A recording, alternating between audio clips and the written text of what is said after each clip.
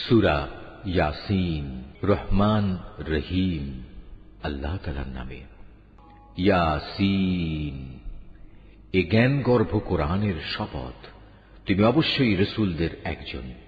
নিঃসন্দেহে তুমি সরল পথের উপর প্রতিষ্ঠিত রয়েছ। পরাক্রমশালী ও পরম দয়ালু আল্লাহ তাআলার কাছ থেকেই এ কোরআনের অবতরণ, যাতে করে এর মাধ্যমে তুমি এমন একটি জাতির লোকদের সতর্ক করে দিতে পারো যাদের বাপ দাদাদের ঠিক এভাবে সতর্ক করা হয়নি, ফলে তারা গাফেল হয়ে রয়েছে। তাদের অধিকাংশ লোকের উপরই আল্লাহ তাআলার শাস্তি বিধান অবধারিত হয়ে গেছে, তাই তারা কখনো ঈমান আনবে না। আমি ওদের গলদেশ সমূহে মোটা মোটা বেড়ি পরিয়ে দিয়েছি, যা ওদের চিবুক পর্যন্ত ঢেকে দিয়েছে, ফলে তারা ঊর্ধ্বমুখী হয়ে আছে। আমি তাদের সামনে পেছনে জাহেলিয়াতের প্রাচীর দাঁড় করিয়ে দিয়েছি এবং তাদের দৃষ্টি ঢেকে দিয়েছি, ফলে তারা কিছুই দেখতে পায় না।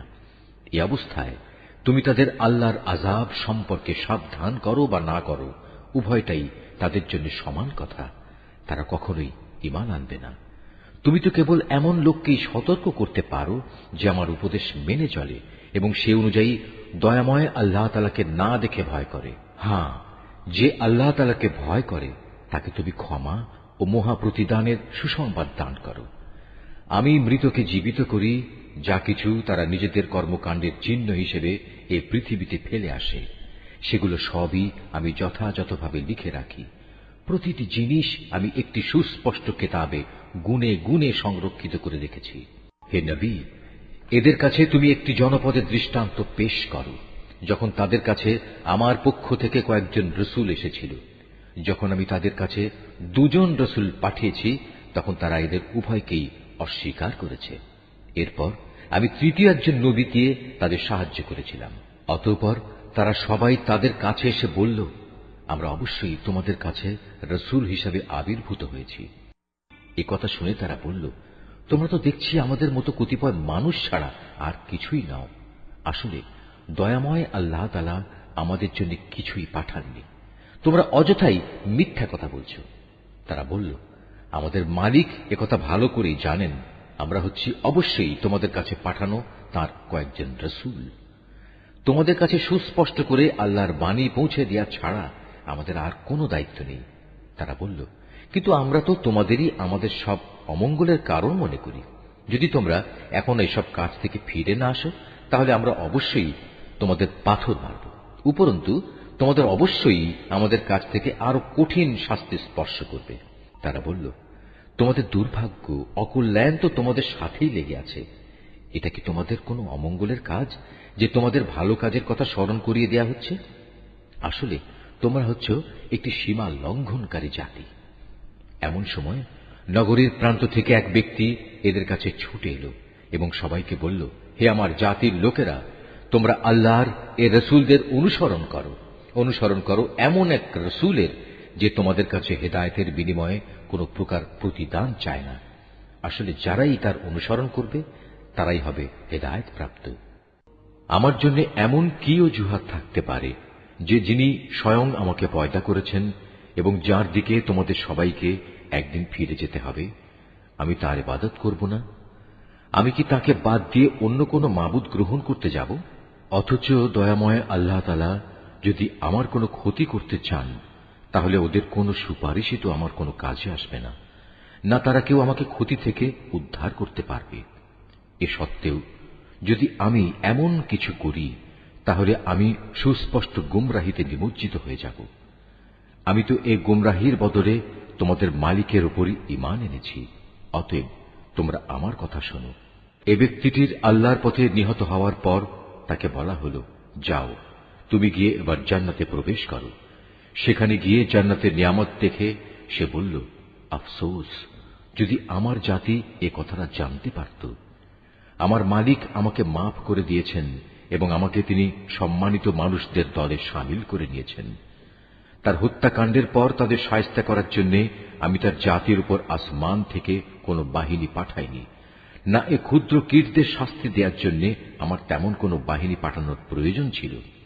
আমি যা করেছি তা ছিল একটি মাত্র বিকট গর্জন, তাতেই ওরা সবাই নিথর নিস্তব্ধ হয়ে গেল।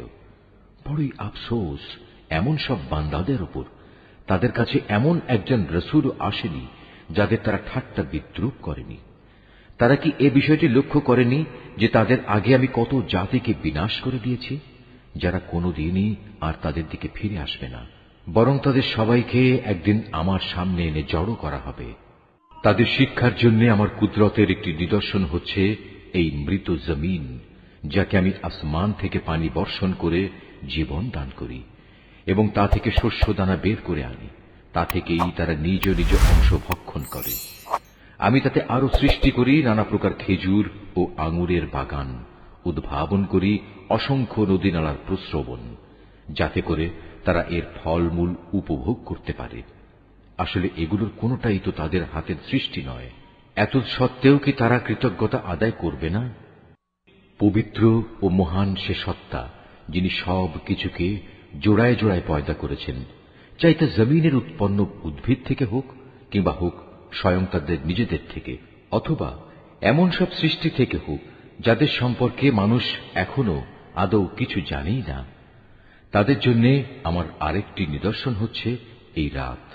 আমি তা থেকে দিনকে অপসারিত করি, ফলে এরা সবাই একসময় অন্ধকারে আচ্ছন্ন হয়ে পড়ে। সূর্য তার জন্য নির্ধারিত সুনির্দিষ্ট গণ্ডির মাঝে আবর্তন করে। এটা হচ্ছে মহাপরাক্রমশালী সর্বজ্ঞ আল্লাহ তাআলারই সুনির্ধারিত নিয়ন্ত্রণ ব্যবস্থা।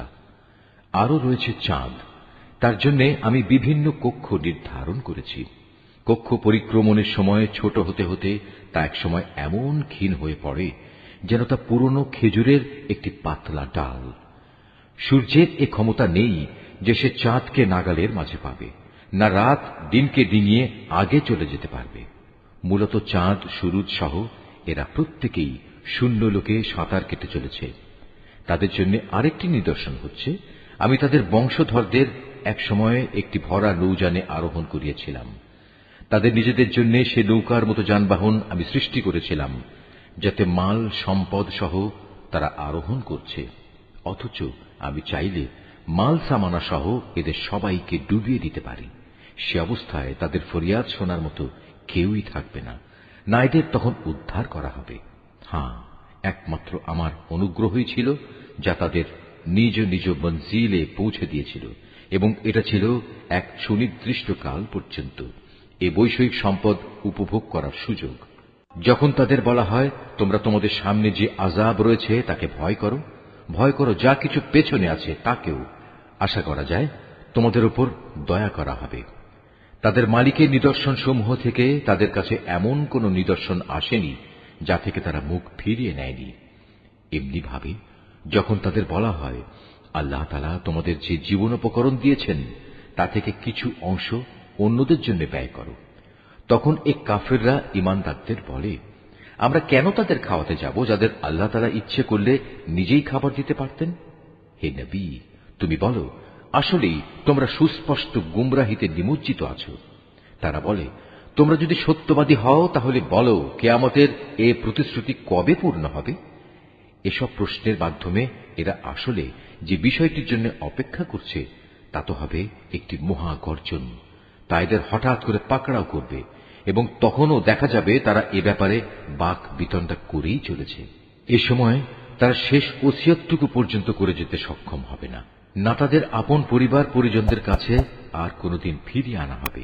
যখন দ্বিতীয়বার সিঙায় ফুৎকার দেওয়া হবে, তখন মানুষগুলো সব নিজেদের কবর থেকে বেরিয়ে নিজেদের মালিকের দিকে ছুটতে থাকবে। তারা হতভম্ব হয়ে একে অপরকে বলবে, হায় কপাল আমাদের, কে আমাদের ঘুম থেকে এমনি করে জাগিয়ে তুলল? এ সময় ফেরেশতারা বলবে, এ হচ্ছে তাই কিয়ামত। দয়াময় আল্লাহ তাআলা তোমাদের কাছে যার ওয়াদা করেছিলেন, নবী রসুলরাও এ ব্যাপারে সত্য কথা বলেছিলেন। মূলত এ কিয়ামত অনুষ্ঠানটি সিঙার এক মহা গর্জন ছাড়া আর কিছুই নয়। এই গর্জনের পর সাথে সাথে সবাইকে হাসরের ময়দানে আমার সামনে এনে হাজির করা হবে। অতঃপর ঘোষণা হবে, আজ কারো প্রতি বিন্দু মাত্র জুলুম করা হবে না। আজ তোমাদের শুধু সেটুকুই প্রতিদান দেয়া হবে যা তোমরা দুনিয়ায় করে এসেছ। সেদিন অবশ্যই জান্নাতের অধিবাসীরা মহা আনন্দে বিভোর থাকবে। তারা এবং তাদের সঙ্গী সঙ্গিনীরা আরশের সুশীতল ছায়ায় সুসজ্জিত আসনের উপর হেলান দিয়ে বসে থাকবে। সেখানে তাদের জন্য মজুদ থাকবে নানা প্রকারের ফলমূল, আরো থাকবে তাদের জন্য তাদের কাঙ্ক্ষিত ও বাঞ্ছিত সব কিছু।